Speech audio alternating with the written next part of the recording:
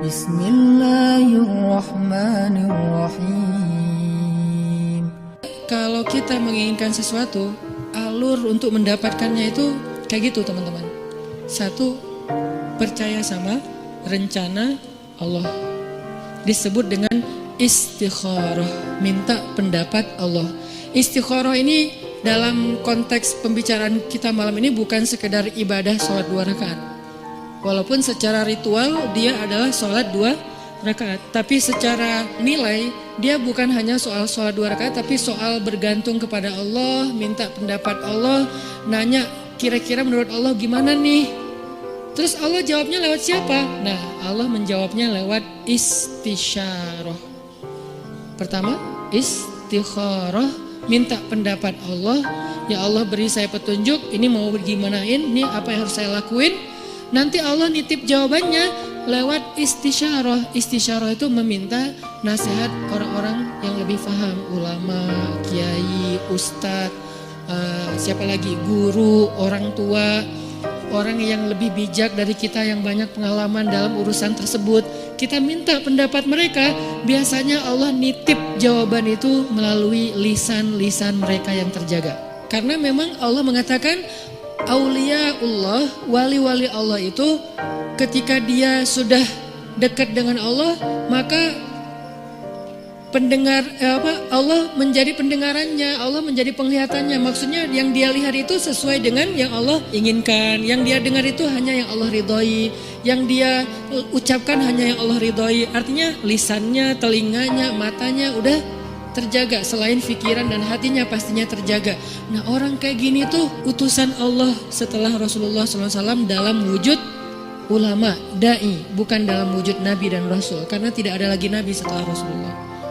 Jadi kita kalau mau tahu Allah nitip pesan ke kita, cari tahunya ke ulama. Syekh, Allah nitip pesan gak ke saya? Gitu kalau bahasa santainya ya. Tapi kan gak mungkin kita ngomong gitu ya. Emang lu siapa? Syekh maksudnya beri saya nasihat. Cuman itu terlalu resmi lah. Analoginya kita kayak nanya, ada pesan gak untuk saya dari Allah? Lewat siapa nanya pesan untuk saya dari Allah? Lewat orang solih yang lisannya terjaga. Biasanya Allah akan titipkan pesan lewat lisan mereka untuk kita. Ini namanya istisyarah, meminta isyarat. Isyarat itu bahasa Arab yang jadi bahasa Indonesia. Isyarah jadi isyarat. Isyarat itu artinya petunjuk. Jadi kalau ada yang ngasih isyarat berarti ngasih petunjuk. Itu arti sebenarnya dari isyarah. Jadi istisyarah meminta isyarat atau meminta nasihat yang sifatnya menunjukkan jalan mana yang baik yang harus kita jalanin. Karena Allah nggak bicara langsung kepada kita dalam bahasa wahyu kecuali apa yang sudah diwahyukan di Al-Quran. Karena yang bicara langsung dengan wahyu itu kan hanya para nabi. Kita kan nggak bisa langsung wahyu turun dari langit. Saya baru dapat wahyu, nggak bisa kan? Kadang-kadang kita kayak kegeeran gitu. Saya baru dapat ilham, padahal bukan ilham gitu kan? Ilham dari siapa dulu nih? Bisa jadi ilham dari wasawisus syaitan. Siapa tahu ilham kita tentang komen, tentang caption, tentang postingan, tentang repost, broadcast, itu bukan dari Allah, dari setan, karena tidak terjaganya kita. Kalau para ulama, insya Allah mereka terjaga, Allah yang jaga mereka. Sehingga insya Allah ilham mereka itu gak dari mana-mana. Apalagi mimpi ulama itu adalah benar. Mimpi nabi wahyu, mimpi ulama benar. Itu satu tingkat di bawah para nabi. Bahkan disebutkan mimpi ulama adalah satu bagian dari 70 bagian kenabian. Nabi itu kan punya banyak bagian kenabian, nubuwah namanya. Nah, satu bagian dari 70 bagian itu adalah mimpi yang benar dari seorang ulama atau orang soleh. Sehingga saya merasa bahwa minta nasihat dan minta doa dari Habib Ali Zainal Abidin itu bagian dari isyarah. Setelah itu ini nggak harus berurutan ya, istikharah, isyarah itu nggak harus berurutan, bisa yang mana yang memungkinkan duluan. Akhirnya kemudian saya istikharah, minta Allah, ya Allah saya pengen ketemu Nabi. Pas umroh ternyata bisa ziarah Nabi di depan makam Nabi. Selain sholawatan, saya ngomong gitu semampu saya, walaupun sebetulnya malu gitu mau ketemu Nabi. Kenapa? Amalan kurang, sholawat kurang, ujuk-ujuk datang minta banyak request gitu kan, kayak ngerasa nggak pede. Tapi mau ke siapa lagi? Meminta nasihat dalam bahasa kayak orang lagi berkunjung gitu. Walaupun pastinya doanya kepada Allah. Jadi saya bukan berdoa kepada Nabi ya, berdoa kepada Allah, cuman lagi ziarah tuh kayak ngomong gitu. Sebagaimana Nabi bicara dengan Khadijah ketika ziarah makam Khadijah. Ya Rasul, saya gimana ya? Mau gimana ini ya dakwahnya? Udah beres itu masuk ke Raudhah, ya Allah beri saya petunjuk. Doa yang saya nggak pernah tinggalkan, Rabbana atina min ladunka rahmah wa hayyi' lana min amrina rasyada. Kalimat terakhir itu tuh, wa hayyi' lana min amrina rasyada. Ya Allah, siapkanlah untuk saya petunjuk dalam urusan saya. Mau gimana nih kalau bahasa sederhananya?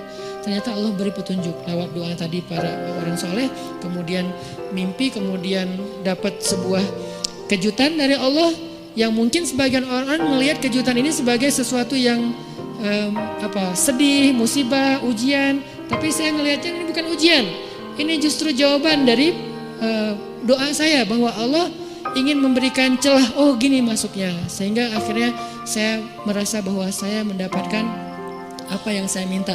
Ini sebagai testimoni orang yang pernah mencoba jalur itu ternyata berhasil, maka coba deh dalam urusan kita. Gimana? Istikharah, istisyarah, istifta. Apa itu istifta? Istifta dari kata fatwa. Bahasa Arab kalau ada ista, alif sinta, itu artinya meminta. Apaan minta apa? Gitu. Ini kode gitu. Jadi kalau dalam grammar bahasa Arab ada alif sin ta, itu artinya meminta. Jadi kalau istisyarah meminta isyarah, istikharah meminta khiyarah, istifta meminta fatwa.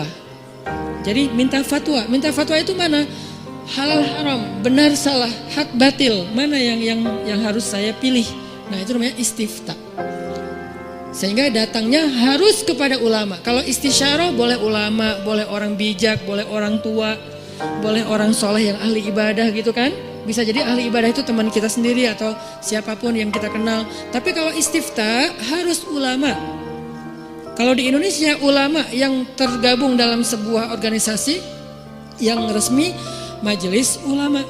Itu yang masalah istifta. Dan yang keempat, ini yang paling penting, istiqomah. Apa arti istiqomah? Banyak orang mengartikan istiqomah itu terus menerus, bukan. Itu namanya dawam. Kalau kita sholat tahajud setiap malam selama setahun, namanya dawam dengan tahajud. Disebut orang yang qawwam. Kalau sekali doang, qaim. Kalau kita puasa setiap Senin Kamis selama bertahun-tahun, namanya dawam, berpuasa. Disebut dengan sawam. Kalau sekali doang, shaim. Kalau cewek, shaimah. Nih, berarti soimah ini puasa cowok, puasa cewek, soimah. Kalau udah sering, sawam, sawamah. Kalau qiyam, qaimah. Kalau udah sering, qawwamah. Itu dalam bahasa Arabnya. Nah, itu namanya dawam, terus-terusan, daimun gitu kan. Mereka selalu dawam. Tapi kalau istiqomah artinya bukan konsisten. Dawam itu kan konsisten. Kalau istiqomah itu komitmen. Apa bedanya? Kalau komitmen itu tetap on the track apapun yang terjadi. Itu namanya istiqomah. Gak mau keluar dari garisnya. Gak mau keluar dari fisabilillah. Gak mau keluar dari syariat. Dengan batasan syariat yang luas pastinya. Jangan sampai kita menuduh orang udah keluar dari batasan syariat padahal batasan kita sempit. Bisa jadi dia gak keluar. Cuman batasan kita yang sempit. Harusnya syariat itu luas. Keluasan syariat tergantung wawasan Islam kita. Ada mengatakan, oh itu gak boleh, padahal boleh. Kenapa dia bilang gak boleh? Karena mungkin dia baru tahu satu dalil. Itu haram, padahal makruh. Itu makruh, padahal mubah gitu kan. Nah intinya, kalau kita gak keluar dari batasan syariat, apapun kejadiannya, kita disebut orang-orang yang istiqomah. Komitmen dengan Islam. Kalau komitmen, Allah pasti bantu. Innalladzina qalu rabbunallah tsumma istaqamu. Allah bantu apa? Tatanazzalu alaihil malaikah, malaikat turun. Kemudian Allah menolongnya, Allah menjauhkannya dari musuh. Nah ini 4 cara untuk sampai kepada kebaikan yang kita harapin. 1, minta pendapat Allah. 2, minta pendapat orang bijak. 3, minta pendapat ulama. 4, kalau udah tahu dari 3 itu ilham, kemudian isyarah, kemudian fatwa, maka fastaqim. Fastaqim. Tetaplah di situ, jangan melenceng walaupun sekedar mata ataupun perasaan. Apalagi sampai kaki kita melenceng. Walaupun sekedar mata aja Atau perasaan Rabbana la tuzigh qulubana. Ya Allah, jangan biarkan hati kami tergelincir. Ya muqallibal qulub tsabbit qulubana. Allahumma habbib ilainal iman. Jadi kita minta kalau kayak gini, insya Allah teman-teman gak usah khawatir. Bilang ke mereka, kata Allah, Allah takhafu, janganlah kalian takut karena Allah bersama dengan